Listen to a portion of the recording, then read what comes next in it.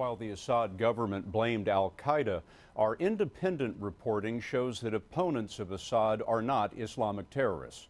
Syria does not allow reporters to work freely, but recently CBS News correspondent Clarissa Ward slipped into the country and met the rebels. We can't show you their faces. They risked their lives to talk to us.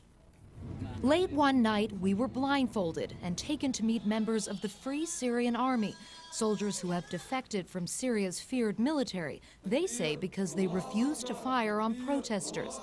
They admit to carrying out attacks on government security forces. Our military operations are well organized, the leader told me, but our main essential task is to protect civilians.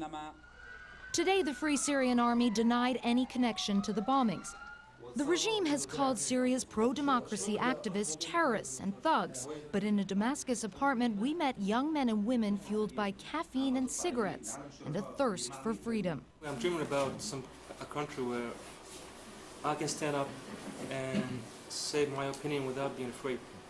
That's the main thing, actually. It may sound simple, but many have paid a high price for speaking out against the regime.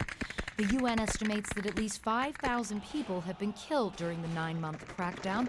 Many more have been wounded. This man told us he was shot 4 times by security forces at a protest he attended in July. He has suffered from serious medical problems ever since. His mother wept. "I pray to God to relieve us of the regime," she said. Driving around the capital, the regime still looms large.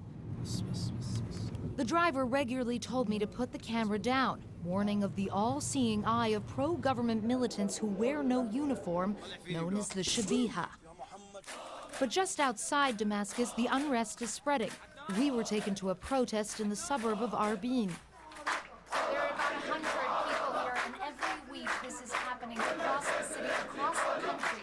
Small communities getting together to make these small protests. A military checkpoint stood just 300 yards away, but the protesters kept chanting, "Hey, we will be victorious. Hey, we fear no one but Allah."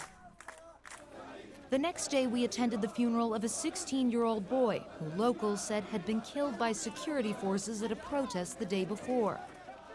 The crowd called for international military intervention in a conflict the United Nations fears is sliding into civil war.